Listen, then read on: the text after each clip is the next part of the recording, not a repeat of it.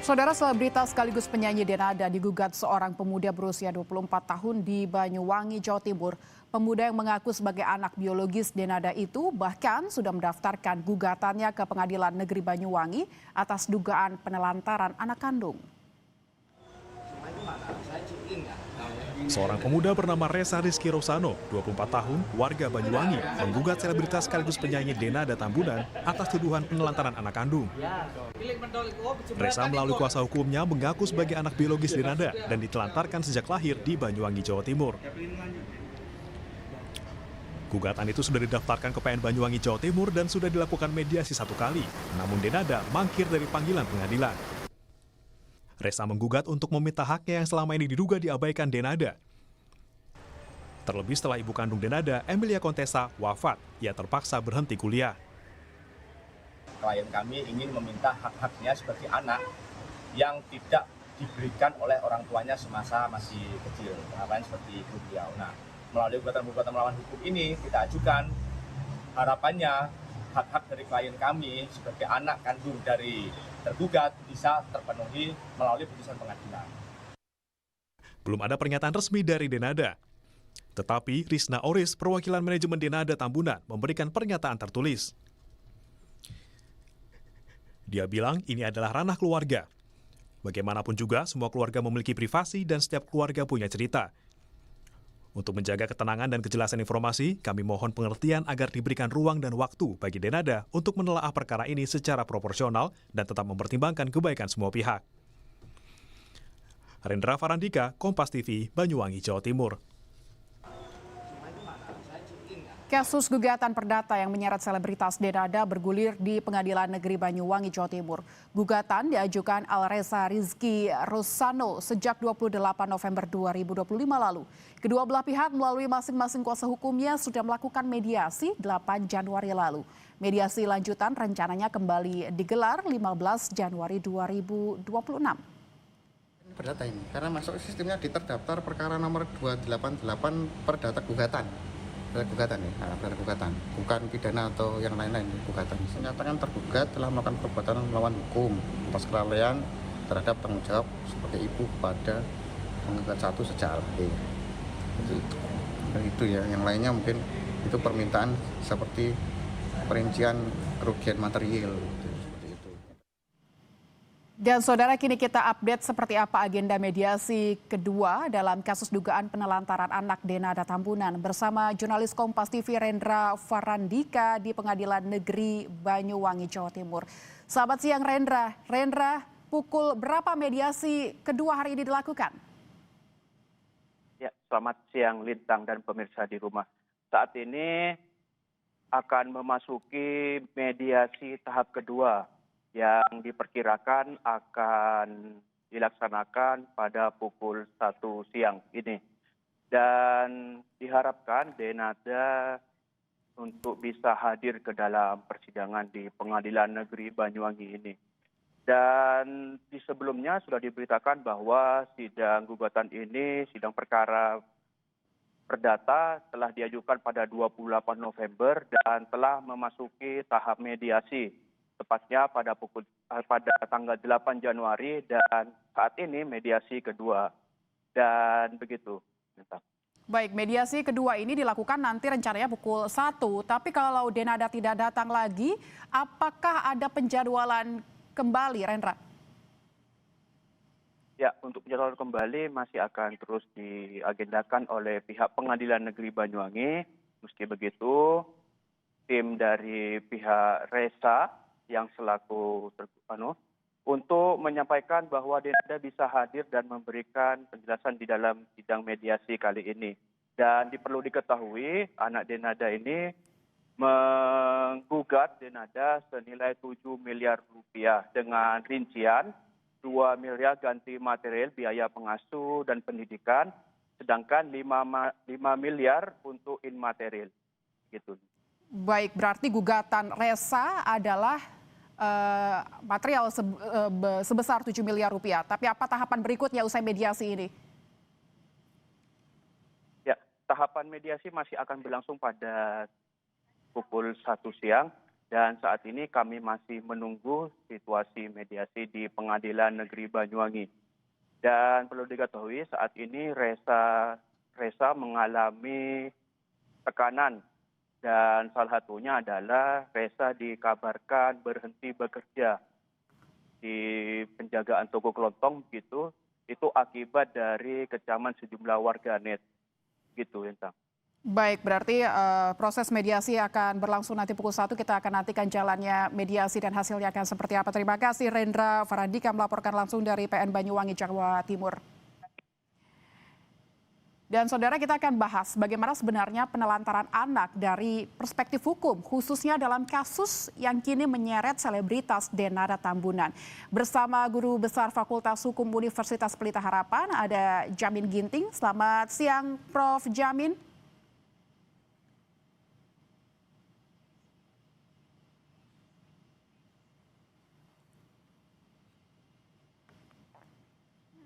Baik, kita coba menghubungi Prof. Jamin. Prof. Jamin Ginting, selamat siang Prof. Bisa dengar suara saya di studio? Dengar, saya dengar. Jangan ditelepon, soalnya saya pakai HP nih. Nanti jadi bentrok. Baik, Prof. Jamin dengan Lintang di studio. Prof. Jamin, kita akan membahas terkait kasus penelantaran anak yang melibatkan selebritas Denada. Prof. Jamin, ini sebenarnya bisa dibawa ke perkara hukum pidana dan perdata atau seperti apa? Kuasa hukum bilang Denada seharusnya, kuasa hukum Denada maksud kami, bilang seharusnya gugatan dilayangkan ke Pengadilan Agama, bukan PN Banyuwangi. Karena Resa, mohon maaf, adalah anak yang lahir di luar pernikahan. Pandangan Anda seperti apa, Prof? Ya, pertama kalau terkait dengan hukum keluarga, apakah itu terkait dengan beragama Muslim atau non-Muslim? Kalau agama Muslim, tentu yang berwenang dalam hal ini adalah pengadilan agama. Tapi kalau non-Muslim adalah pengadilan negeri. Itu yang pertama. Yang kedua, gugatannya ini apa? Kalau gugatannya adalah ganti rugi, karena di situ ada permintaan pemenuhan terhadap biaya yang selama ini dikeluarkan, maka itu lebih cenderung masuk ke ranah keperdataan. Karena si anak yang mengasuhnya merasa perlu biaya untuk mengembalikan keadaannya. Nah, itu terkait dengan ganti rugi. Tentu itu kasusnya kasus keperdataan ya.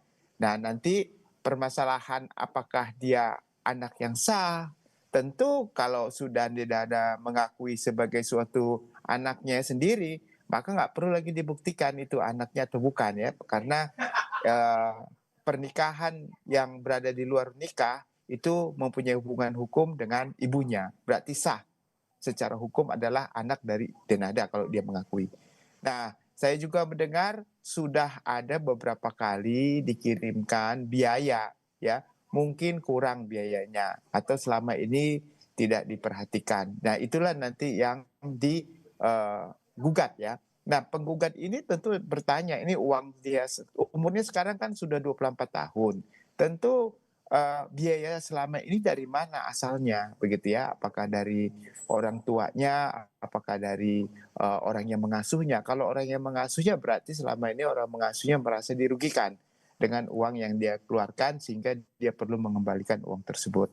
Nah, jadi ini konteksnya adalah keperdataan. Beda dengan pidana. Kalau penelantaran anak pidana itu terkait dengan anak yang tidak diberi makan, ya masih kecil. Anak itu kan di bawah 18 tahun ya. Jadi kalau dia masih di bawah 18 tahun ya bisa, tapi karena ini sudah dewasa, maka ini bukan ranah hukum pidana tapi lebih keperdataan begitu. Baik, berarti karena ada tuntutan material oleh penggugat, ini termasuk ke dalam hukum perdata begitu ya Prof ya.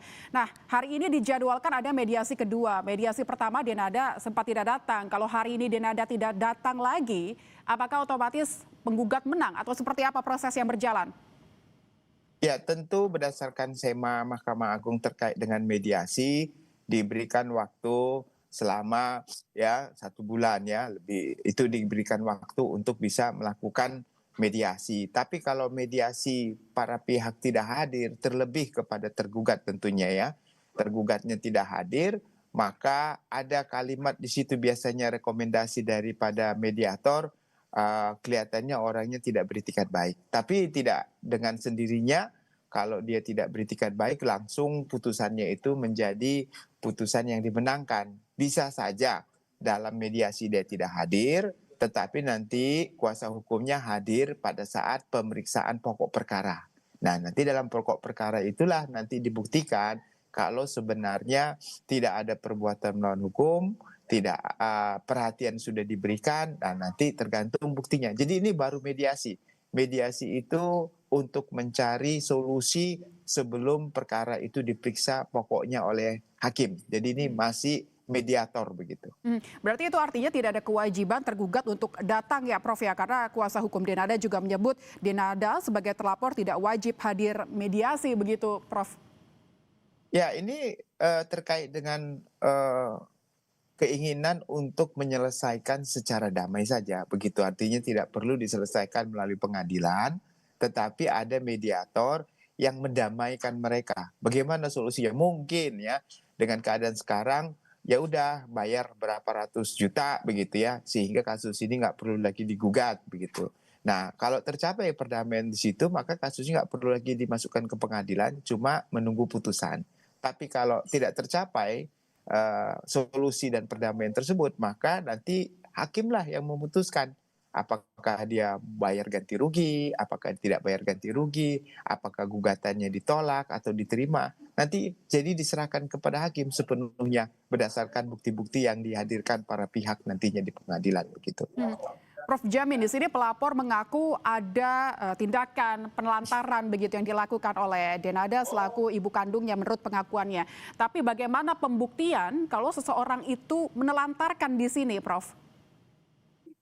Terminologi penelantaran anak itu ada di Undang-Undang Perlindungan Anak, ya, di pasal 62 atau 72 begitu ya. Jadi di situ yang ada terminologi. Jadi klasifikasi penelantaran anak itu membuat anak dalam keadaan bahaya, ya, bekerja di bawah umur, ya, terus dipaksa untuk melakukan pekerjaan orang dewasa, ya, yang berbahaya, lalu tidak diberikan nafkah yang cukup bagi anak tersebut. Itu terminologi pidana.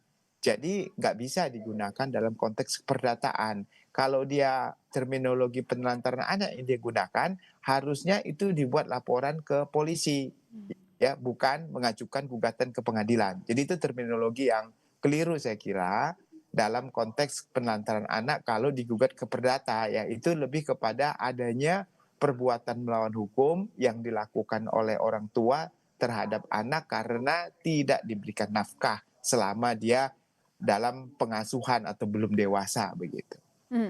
Karena terkait dengan pengakuan dari pelapor ini dia tidak mendapatkan nafkah begitu dari ibu kandungnya. Berarti Anda melihat ini harusnya masuk ke proses ranah hukum di kepolisian begitu ya Prof? Kalau memang bisa dibuktikan, contohnya Denada ya, mengkondisikan anak itu pada usia anak ya di bawah 18 tahun pada saat itu, memaksa dia untuk bekerja di luar dari kemampuannya, atau menelantarkan dalam hal ini membiarkan dia untuk mencari nafkahnya sendiri ya, dia bekerja sendiri untuk memenuhi kebutuhan dasarnya sendiri padahal dia masih anak kecil, dipaksa begitu. Nah, itulah yang dapat dikategori penelantaran anak. Tapi dia kalau diasuh sama orang tuanya Denada ya, lalu diasuh atau dititipkan kepada orang lain lalu diberikan nafkah, itu bukan penelantaran namanya, itu penitipan ya. Paling jadi tidak masuk kategori penelantaran gitu. Hanya cuma secara psikologis dia mungkin tidak mendapatkan perlindungan dari orang tuanya, kasih sayang dan segala macamnya, itu sulit pembuktiannya kalau seperti itu. Tapi kalau yang digugat adalah masalah materi, bukan masalah imaterial ya, psikologis, kasih sayang, maka itu lebih cenderung bagi saya itu lebih ke perdataan daripada pidananya begitu.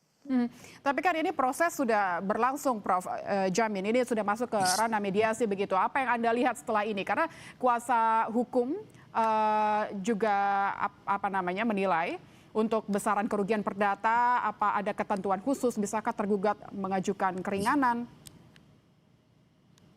Ya, kalau di keperdataan itu biasanya ada gugatan material, ada gugatan imaterial, ya. Gugatan material itu adalah gugatan yang dihitung. Contohnya, saya kasih contoh begini. Selama dia umur dari sekian ke sekian tahun, anggaplah umur sampai dengan sekarang 24 tahun.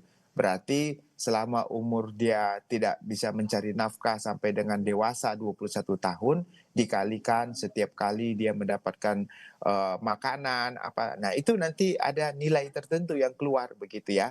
Nah, selain itu ada kerugian imaterial. Nah, imaterial tidak bisa dihitung dengan angka-angka. Dia cuma tebak-tebak saja gitu. 2 miliar, 3 miliar, tapi jarang juga dikabulkan. Jadi itu saja yang pada umumnya diajukan permohonan ganti rugi terkait dengan kewajiban seseorang yang seharusnya dilakukan tapi dia tidak lakukan begitu. Nah, itulah namanya perbuatan melawan hukumnya. Tapi kelihatannya untuk itu sulit ya. Maksud saya pembuktiannya harus benar-benar nyata ada uang yang dikeluarkan begitu. Prof Jamin, Anda melihat setelah ini prosesnya akan seperti apa, Prof? Karena mediasi akan berlangsung hari ini, entah itu nanti Denada hadir atau tidak. Ya, kalau sampai sudah 2 kali, nanti dipanggil ketiga kali tidak hadir lagi, ini kan bisa masih jangka waktu yang ada, maka akan dilanjutkan oleh mediator, akan menyerahkan kepada hakim yang akan memutus dengan catatan bahwa tidak ada etikat baik dari tergugat untuk menghadiri sidang. Seperti itu pada umumnya. Gitu. Baik, kita akan nantikan proses mediasi yang berjalan hari ini pukul 1 waktu Indonesia Barat dan seperti apa nanti hasilnya. Terima kasih Prof. Terima kasih. Jamin Ginting, Guru Besar Fakultas Hukum Universitas Pelita Harapan telah berbagi informasi di Kompas Siang. Saudara, usai jeda Kompas Siang masih akan kembali dengan informasi lainnya.